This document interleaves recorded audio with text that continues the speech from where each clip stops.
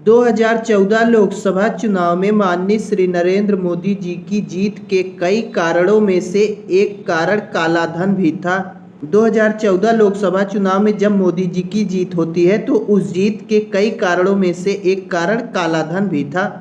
मोदी जी ने उस समय कहा था कि विदेशों में जितना भी कालाधन जमा किए हैं हमारे देश के नेता, सभी कालाधन हम वापस लाएंगे और अपने देश के नागरिकों में उसे बांट देंगे।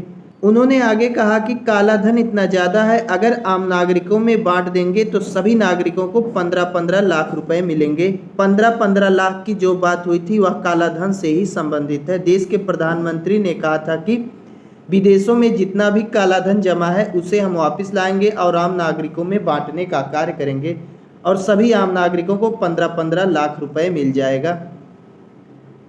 8 नवंबर 2016 को जब मोदी जी ने नोटबंदी का ऐलान किया तो हमारे देश की गरीब जनता सड़क पर आ गई।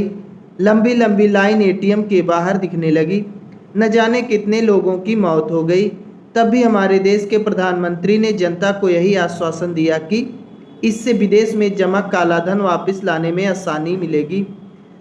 आप लोग चिंता मत करें भाइयों बहनों, हम सभी कालाधन वापस लाकर ही रहेंगे। जब 2016 में नोटबंदी होती है तो उसका सबसे ज़्यादा दुष्प्रभाव गरीब जनता पर पड़ता है। गरीब जनता लंबी लंबी लाइनों में खड़ी दिखाई देती है। एटीएम के बाहर, बैंक के बाहर कई लोगों की मौत हो गई। तब हमारे देश के प्रधानमंत्री ने आश्वासन दिया कि इससे कालाधन लाने में आसानी होगी, कालाधन वापस आ जाएगा। पहले हमारे देश में काले धन पर इस प्रकार की न्यूज़ चलाई जाती थी। यह पुरानी न्यूज़ है मोदी जी की। 2014 से ही हमारे देश की जनता यह आस लगाए बैठी है कि कालाधन वापस आएगा। नरेंद्र मोदी जी ने कहा है तो कालाधन जरूर वापस आएगा, क्योंकि मोदी है तो मुमकिन है। हमारे देश की जनता तो यह सोच रही थी, लेकिन अचानक से 2025 में मोदी जी स्वदेशी पर एक जनसभा को संबोधित करते हुए कहते हैं कि हमें कालाधन से कोई लेना देना नहीं है। करेंसी काली है, गोरी है, इससे हमें कोई लेना देना नहीं है। मोदी जी ने हमारे देश की जनता की आस पर पानी फेर दिया। जो जनता 2014 से ही आस लगाए बैठी थी कि कालाधन वापस आएगा, उस पर मोदी जी ने पूरी तरीके से पानी फेर दिया।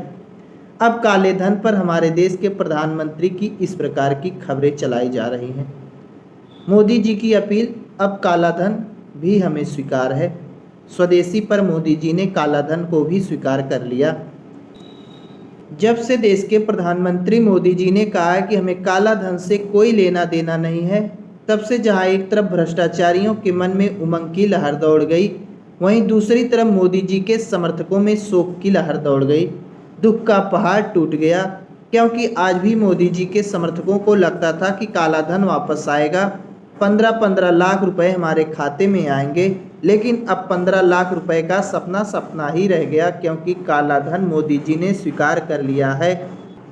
जिस काले धन को देश के प्राइम मिनिस्टर ने स्वीकार कर लिया है, उसके बारे में भी थोड़ा देख लेते हैं कि आखिर काला धन होता क्या है। काला धन, जिसे गैर कानूनी धन कहा जाता है, यह गैर कानूनी धन, काला धन ऐसा धन होता है जिसका कोई हिसाब नहीं होता और यह अनैतिक साधनों एवं कर चोरी से उपार्जित किया जाता है।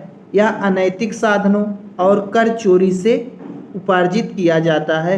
सामान्यतः व्यापारी, जमाखोर, राजनीतिक नौकरशाहों की मिलीभगत षड्यंत्र से काले धन का प्रसार होता है।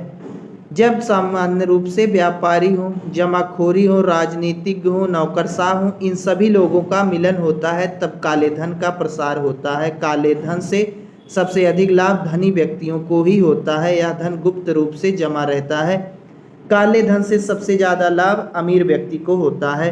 तो ऐसी स्थिति में यह कहना कोई गलत नहीं है कि हमारे देश की सरकार अमीरों की सरकार है, अमीरों की पूरी तरीके से देख रेख कर रही है।